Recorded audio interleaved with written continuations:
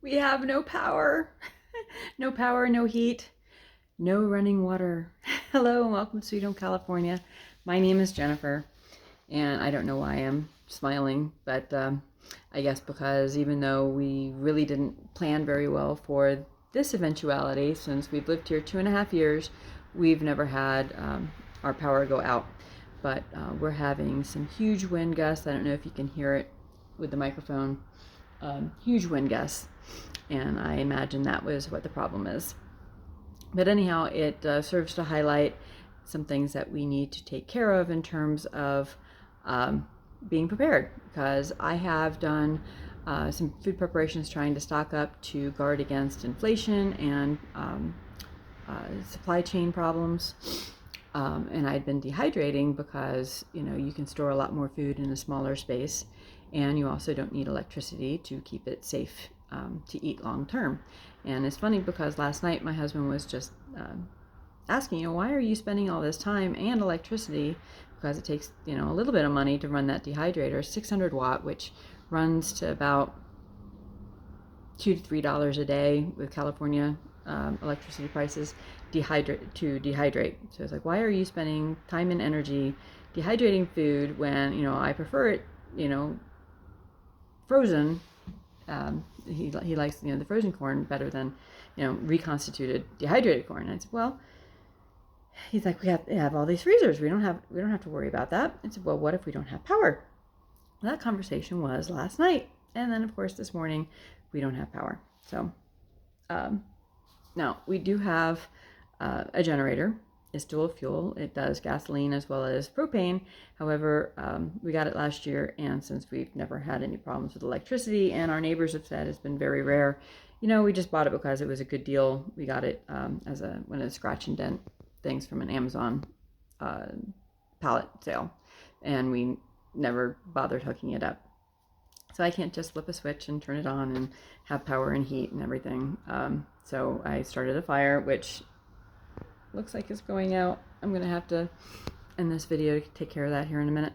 But anyhow, we have propane, and the propane doesn't run heat without, the electricity. We also have a couple pellet stoves. We have a exterior building where my workshop is and where my in-laws live, and we have a pellet stove in each of those areas. But those don't run also without electricity. So I'm glad we have this wood stove as a backup. And a lot of places in California can't even have wood burning stoves. They don't allow them. Where my in-laws moved from in Fresno County, they no longer allowed to have a standard wood burning stove. You can have some high efficiency pellet stoves, but again, the pellet stoves don't work when you don't have electricity. So, California basically is just encouraging all this dependency on electricity. All the electric cars. And now Newsom has just signed a law saying that by 2024, no lawnmowers and no leaf blowers are going to be able to be gas powered. Those are all going to have to be dependent on electricity. Another electricity issue, Lebanon has been having major problems with their electrical grid, and I heard that they just completely ran out of diesel fuel, which their two power plants run on. And so the majority of the entire country has been without power. So I guess in terms of me smiling, well, my problems here are relatively minor. We're supposed to get power within about 6 hours, and I believe that we in all likelihood will. Our freezers are out in the garage area, so because it's so cold out, I think we'll shouldn't have a problem with that.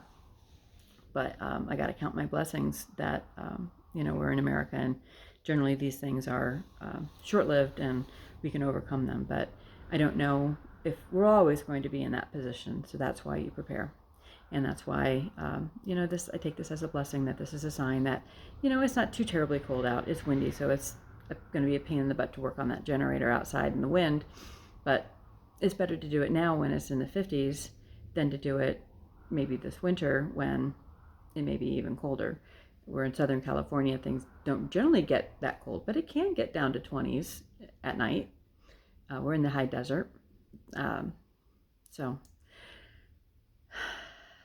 count my blessings, count your blessings, And I consider this just to be a reminder from God that, hey, there's still some things that we can take care of to help take care of ourselves, and then we can hopefully then be a blessing to others. Like, I'm trying to start this fire for my in-laws, so I know that they're going to start getting chilled out there in their apartment, and they'll be coming over here. So I'm going to say goodbye for now, get back to my fire, and heat up my living area here past 60 degrees. So God bless, and I will talk to you later. Bye.